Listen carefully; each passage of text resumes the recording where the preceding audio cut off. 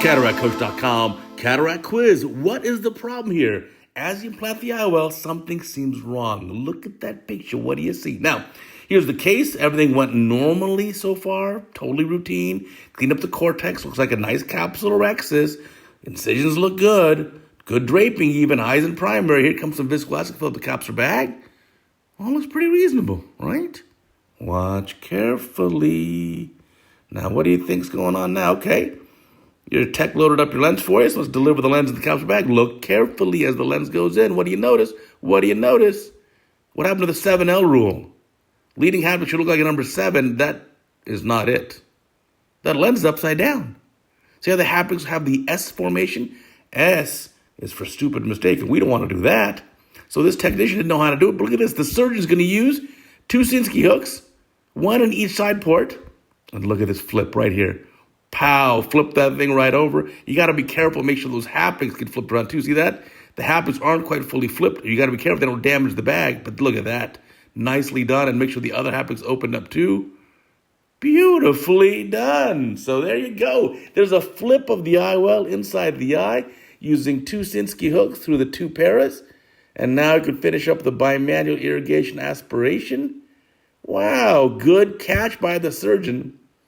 Now, is there a big effect on the absolute refractive power of the lens if it's in upside down? Well, this lens here is completely planar, completely flat. So it may not have much of an effect if you have the lens flipped upside down. Plus, with the lens geometry, again, it's not a huge effect, but it's a pride issue. You don't want to have that lens in the eye upside down. Now, if you're using a 3-piece lens that has haptic optic angulation, that can change the effective lens position of the optic if it's in upside down. And again, you don't want that. And plus, if you put, let's say, a 3-piece in the sulcus and it's upside down, now you can, the angulation is the wrong way. It's pushing the lens anteriorly against the back of the iris. You can get some iris chafing and some Ugg syndrome and some problems. So you certainly don't want that. But again, I want to commend the surgeon for catching that as the lens goes in. Again, you need to always think, I always think as the lens goes in the eye, 7L rule. The leading haptic better come out looking like a number 7, the trailing haptic like a capital letter L. So if you look back in the video again, as the lens is going in the eye, when it's still rolled up, you can tell there. Look at the title picture.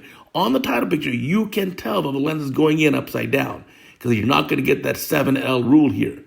The leading haptic was not in an appropriate position. So while you can flip the lens like it was done here, well, it was done very nicely, I got to admit, be careful because you can damage the capsular bag. Right? You got to remember how wimpy is that posterior capsule? 4 microns? I mean, that's half the thickness of a diameter of a red cell, a single red blood cell. So these are very fragile tissues. And again, next time we got to tell our technician, hey, let me teach you how to load the lens. And by the way, on the lens injector for this design, on the cartridge, there's a picture of the lens. So as you put the lens into the injector, make sure it matches the picture that's on the injector. And again, if you want more info about that, check out CataractCoach.com. Go to our actual website, leave YouTube for a second, and there are all kinds of good pros on how to load a lens and make sure you get it right every time. But beautiful catch by our sister here. Thank you for sending the video in. And remember, check out our sister channel, retinarounds.com. So much great information. I promise you're going to learn a ton, and you're going to love it.